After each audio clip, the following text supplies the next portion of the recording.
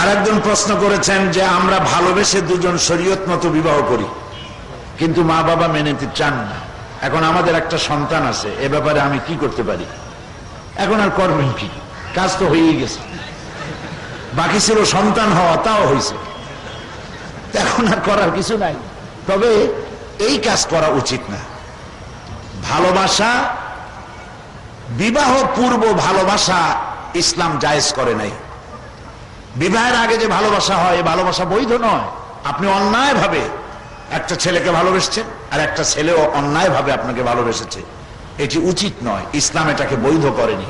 এটাকে রেওয়াজ করা হলে তাহলে আপনি যেটা করেছেন আপনার সন্তানও সে পথেই অগ্রসর হবে। এত কষ্ট করে ছেলেকে বড় বানায় বাপ মা, মেয়েকে বড় বানায় বাপ মা, বড় আশা থাকে পছন্দ মতো একটা বউ আনবে, পছন্দ মতো বংশে সুশিক্ষিত ছেলের কাছে বিবাহ দিবে, এই ধরনের একটি আশা আকাঙ্ক্ষা মায়ের থাকে, বাপের থাকে। সুন্দর একটি অনুষ্ঠান করবে, আত্মীয় স্বজন আসবে, সেইখানে গোপনে গোপনে টেলিফোনে চিঠি চালাচালি করিয়া সর্বনাশ করিয়া মায়ের আশা ভঙ্গ করলেন, বাপের আশা ভঙ্গ করলেন। যেটাকে বলা হয় লাভ ম্যারেজ, শেষ পর্যন্ত হয়ে যায় নোকসান ম্যারেজ। এটার পরে লাভ থাকে না, নোকসান হয়ে যায়। এই জন্য আমরা দেখি নায়ক নায়িকা যারা অভিনয় যারা করে, বিড়ালের মতো ছাগলের মতো বিবাহ সমানে ভাঙতেই থাকে। আজকের পত্রিকাও একজনের দেখলাম, একটা পত্রিকার ভিতরে নাম করা এক নাট্য অভিনেত্রী বিয়ে ভেঙে গেছে। এই সিনেমা এবং নাটকে যারা অভিনয় করে, যত নাম করা আছে, অধিকাংশ কত বিয়া এবং কত ছাড়াছাড়ি, এর কোনো শেষ নাই। কাজে এগুলি না করা ভালো।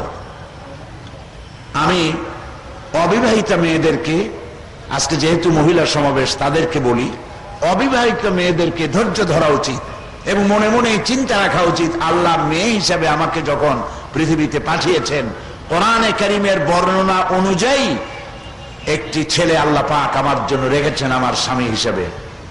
ছেলেরও ভাবা উচিত, মেয়েরও ভাবা উচিত। মা বাপের মনে কষ্ট দিয়ে এই ভালোবাসার বিবাহ করা এটি অনুমোদন যোগ্য নয়।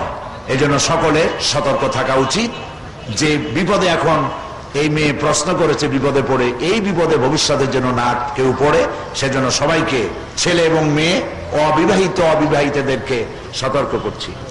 এদেরকে ছেলের পক্ষ থেকে দেখতে আসে। এ সময় ছেলের সাথে আরো অনেক লোক থাকে। এইভাবে মেয়ে দেখা কি জায়েজ? একটি মেয়ে কি ইসলামিক দৃষ্টিতে বাবা মার পছন্দে বিয়ে করব নাকি নিজের পছন্দে বিয়ে করব? এটাও ভালো প্রশ্ন।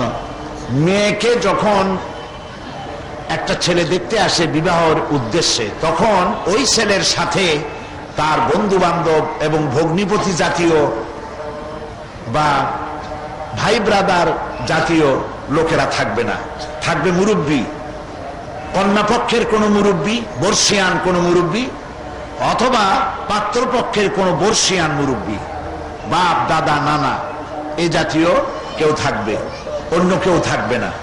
এখানে ছেলে যেমন মেয়েকে প্রশ্ন করে জানতে চাইবে, কথাবার্তা আলোচনা করতে চাইবে, মেয়েও সম্পূর্ণরূপে এখতিয়ার রাখে ছেলের কাছে প্রশ্ন করে তার বায়োডাটা, তার সম্পর্কে জানার এখতিয়ার রয়েছে। শুধু মা বাবার পছন্দর গুরুত্ব তো দিতে হবে, সেখানে মা বাবাকেও আবার বয়সপ্রাপ্তা বালেগা সাবালেগা মেয়েরও মতের গুরুত্ব দিতে হবে। কারণ এটি বৈবাহিক সম্পর্ক, মৃত্যু পর্যন্ত এ দুজনের একটি সম্পর্ক, বৈবাহিক সম্পর্ক। এখানে চাপ সৃষ্টি করে বিয়ে দেওয়া যাবে না। একজন কলেজ ছাত্রী, এখানে ছেলে মেয়ে একসাথে লেখাপড়া করি এবং ছেলেদের সাথে বিভিন্ন শিক্ষণীয় আলাপ আলোচনা করি। ইসলামের দৃষ্টিতে এটা কি জায়েজ? না, জায়েজ না। কলেজ সংক্রান্ত, লেখাপড়া সংক্রান্ত আলোচনা করতে গিয়ে অন্য কোন আলোচনা এসেও যেতে পারে। কারণ নবী করিম সাল্লাল্লাহু আলাইহি ওয়াসাল্লাম বলেছেন, যেখানে একটি পরনারী আর একটি পরস্ত্রী দুইজন একত্রিত হয়, সেখানে তৃতীয় ব্যক্তি হয় শয়তান। একজন আরেকজনের কাছে আকর্ষণীয় করে দেখায়া তাদেরকে বিপদে ফেলে দিতে পারে। এই জন্য যতই কলেজের কথা হোক, কম্পিউটারের কথা হোক, অপরিচিতা অথবা পরিচিত বেগানা একজন যুবতী মেয়ে আর একটা যুবক ছেলে একত্রিত হতে পারবে না। ইসলাম এটাকে হারাম ঘোষণা করেছে।